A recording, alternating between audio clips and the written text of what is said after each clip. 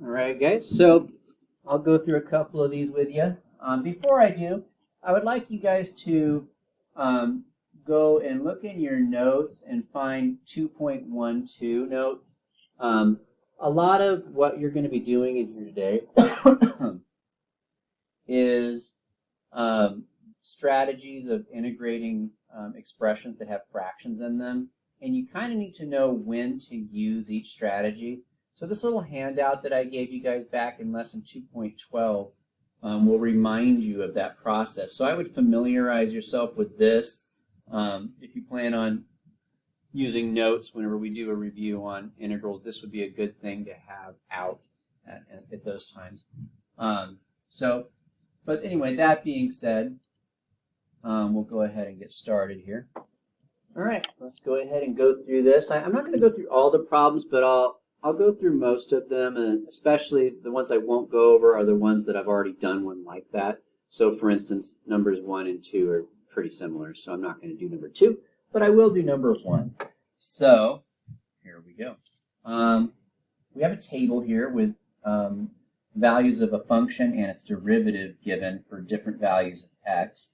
And we're being asked to find the integral of f prime from 0 to 6. So when you integrate a derivative, you get the original function.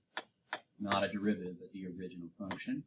After you integrate, you get rid of the integral symbol, and you put these brackets, and we put the limits of integration over here. And then using the fundamental theorem of calculus, we go ahead and plug those values in and subtract them. And then from here, we're going to use the table. F of 6 is 2, and f of 0 is negative 22. And so our final answer there is 24.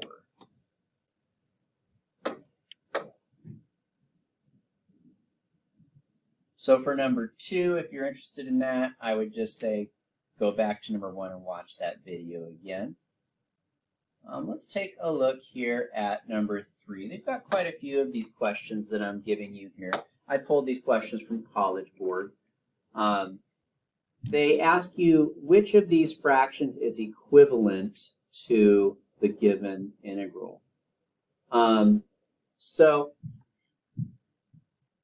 this is probably something you would not have thought of, and that's why I'm going to do the problem for you. One thing that may have occurred to you is maybe when we talked about how to do integrals is splitting the numerator. That's not going to work here. I think another thing that's really tempting is that when you take an integral of a fraction, a lot of students would probably be really tempted to pick this, but that is illegal. You're not allowed to do that. So I guarantee you that number 1 is not an answer. So let's go ahead and show you the process here. So what we're going to do is take the top of the fraction there, the 3x plus 11, and we're going to divide it by the bottom, x plus 2. We're going to do some long division. X goes into 3x 3 times. 3 times x is 3x, and 3 times 2 is 6. Hopefully this is looking a little familiar because we did do this earlier this year. Then we're going to subtract this whole thing, causing this to cancel out, and that leaves me with a remainder of 5. So it seems like x plus 2 goes into 3x plus 11 3 times, with a remainder of 5 left over, and we put that over the thing we were dividing by.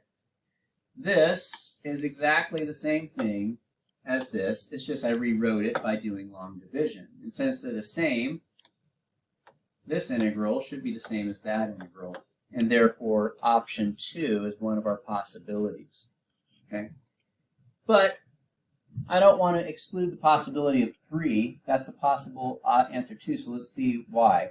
Notice that they've got u's there, which means they probably did some kind of a u substitution. In that case, what do you think the u would be? It would be this number on the bottom here, the x plus 2. And if we did the derivative of u with respect to x, we would get 1, which means that du equals dx.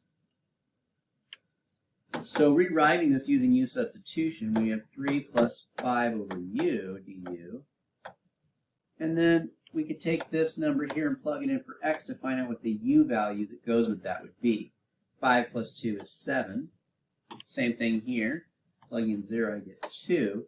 And sure enough, that is option 3.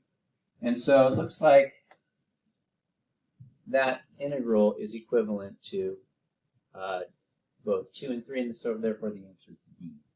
Right? So, but the question here is not so much as important as the skills that were employed. Remember how to do long division, and also remember how to do U substitution. Okay? Let's continue. For number 4, I'll get you started, but what you're going to do on this one is you're going to split the numerator. So you're going to put the x to the 7th over x squared. You're going to put the 4x to the 3rd over x squared. And you're going to put the 6 over x squared. After that, you're going to reduce and see which one of these options match that. So they're just testing your ability to do the strategies of integration there. Option 5 is pretty similar to number 3. So I'll just put C number 3. Okay, so I'll leave that. Number 6.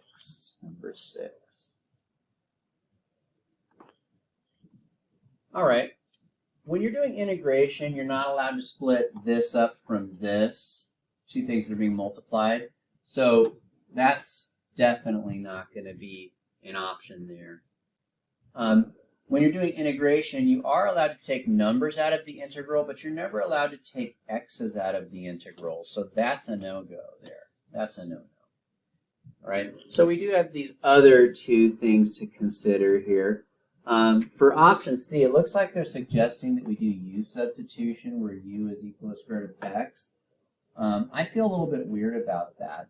If I were to be working on this problem, what I would do is I would start by changing the square root of x to a half power.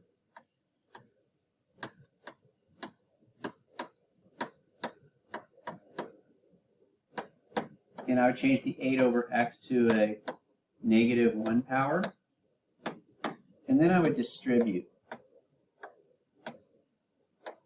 Okay, so I'm leaning towards option B. Let's see if that works out. When you distribute, you're going to be adding the exponents. So 1/2 plus 3 is going to be 9x to the 7 over 2. 1/2 plus a half is going to be 1.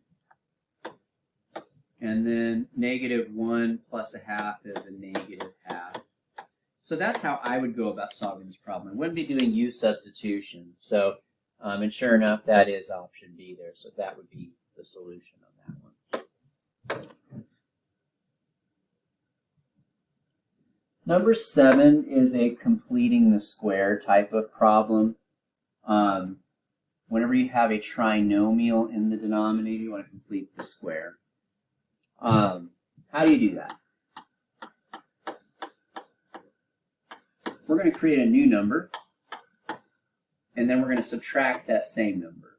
And that new number can be found by taking half of the middle number there, which is 2, and then squaring it.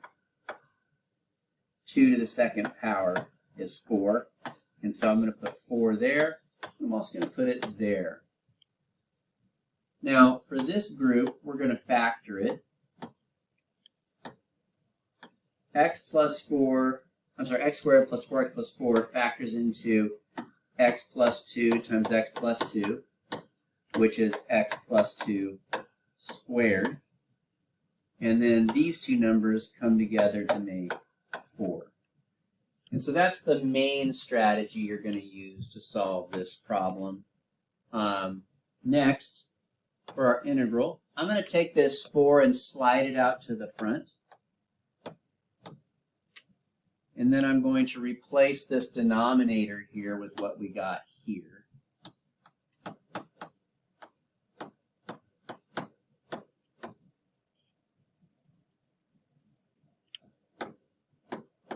Next, we're going to do some u substitution.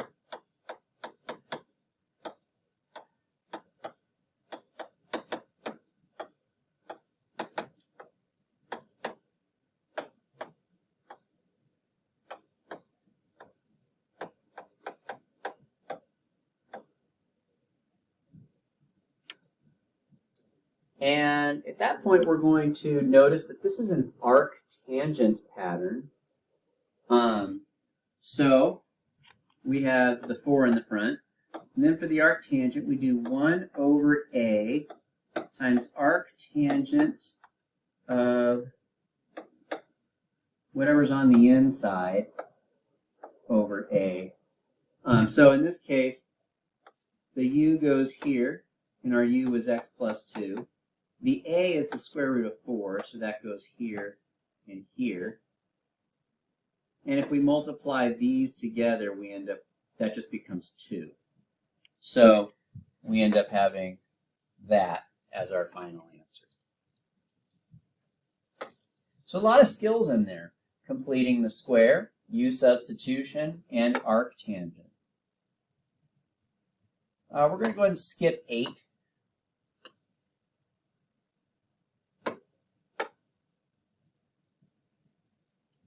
For number 9, you're going to do some long division here again. I'll get you started on it, but I'll let you guys finish it up from there. So if you didn't look at number 3 yet, go back and look at number 3 and you'll be reminded of how to do that. So 2x goes into 12x squared 6x times. And then distributing that, we get 12x squared plus 6x. And then we're going to subtract. Then we repeat. 2x goes into negative 6x, negative 3 times.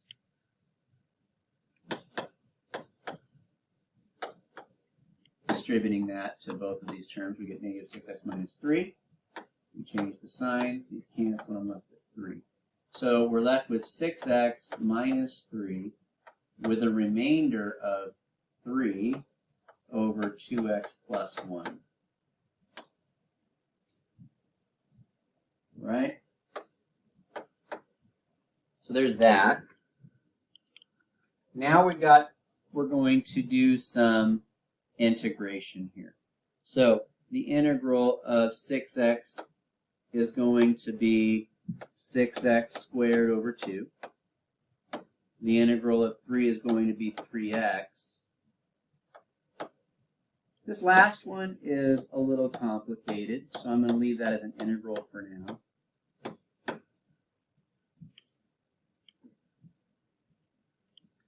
Already we can kind of see that our answer choices have been narrowed down to 2 possibilities.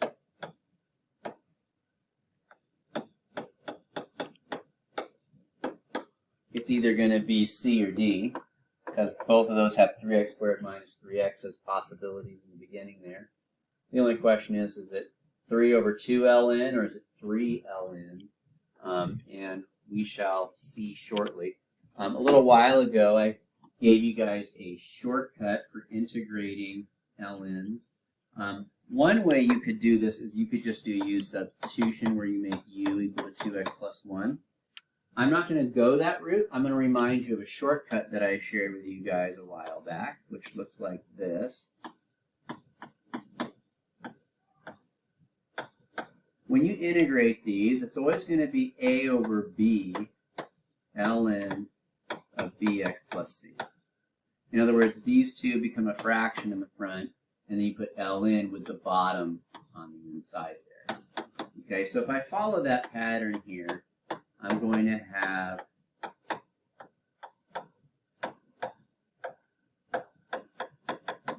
that.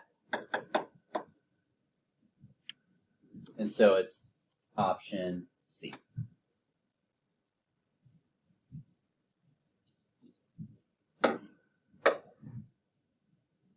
Okay, so for number 10, I'm going to let you guys go ahead and do that. That's another long division question.